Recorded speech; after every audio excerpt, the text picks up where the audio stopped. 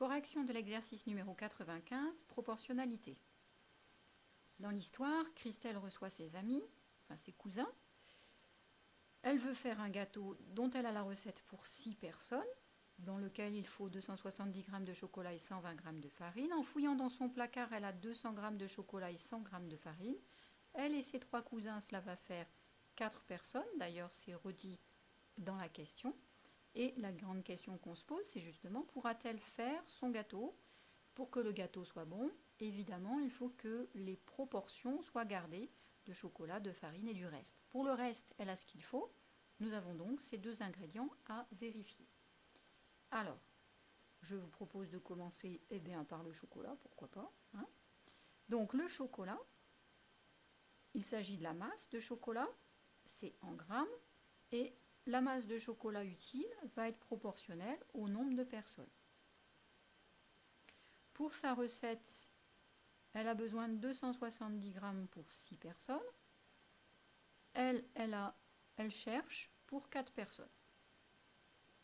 Alors je vous propose de résoudre ce problème en utilisant, pourquoi pas, un coefficient de proportionnalité. Nous avons deux méthodes, même 3 en utilisant les propriétés. Donc là, on va prendre le coefficient. Je pars de 6, je vais à 270, je multiplie par le coefficient de proportionnalité. Je me pose la question, ça va être quoi ce coefficient? On a déjà vu ensemble qu'il s'agit de faire une division. La question, c'est que c'est 6 divisé par 270 ou 270 divisé par 6.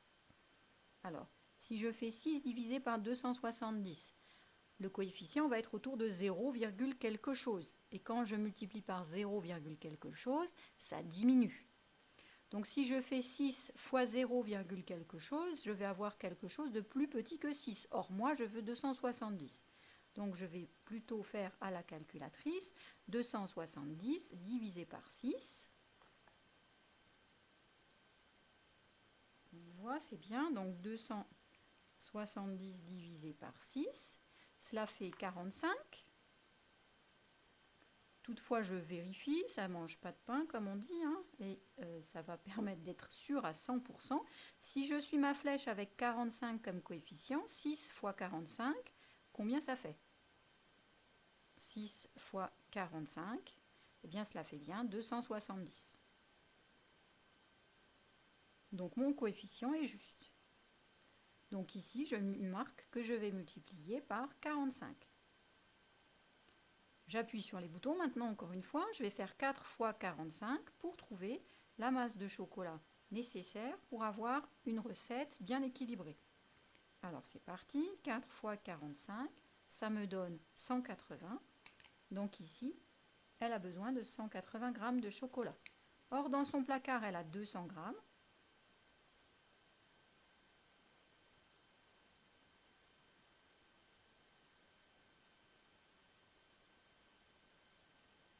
C'est plus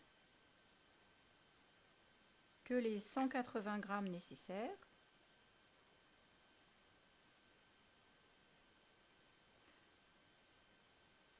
Elle a assez de chocolat.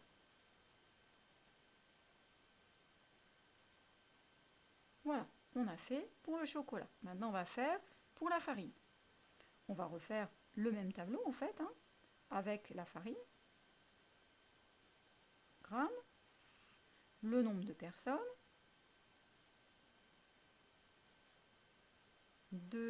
Alors, 200 g de farine, ce n'est pas ça. 120 g de farine dans la recette pour 6 personnes.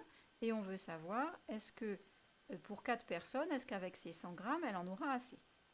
Je vous propose de changer un petit peu les plaisirs et de prendre cette fois-ci la méthode qui passe par le passage à l'unité. Passage à l'unité, on met le 1. Le 1 doit se mettre dans cette colonne, dans cette ligne ici. Donc, je regarde. 6 pour aller à 1, si j'ai 6 fois moins de personnes, je vais avoir besoin de 6 fois moins de farine. D'accord? 120 divisé par 6, ça peut se faire de tête, cette affaire, parce que 12, c'est le double de 6, donc ça, c'est 20.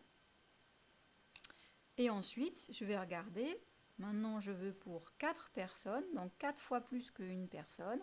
Donc pour 4 personnes, je vais prendre 4 fois plus de farine. Donc là aussi, pas la peine d'appuyer sur les boutons.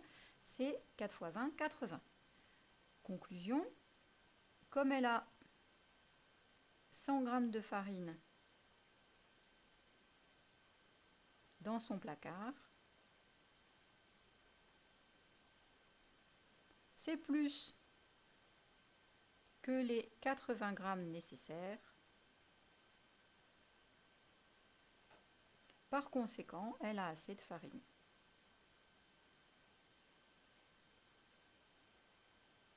Maintenant, si je regarde, elle a assez de chocolat, elle a assez de farine, et pour les autres ingrédients, l'énoncé nous dit c'est suffisant, donc elle peut faire le gâteau.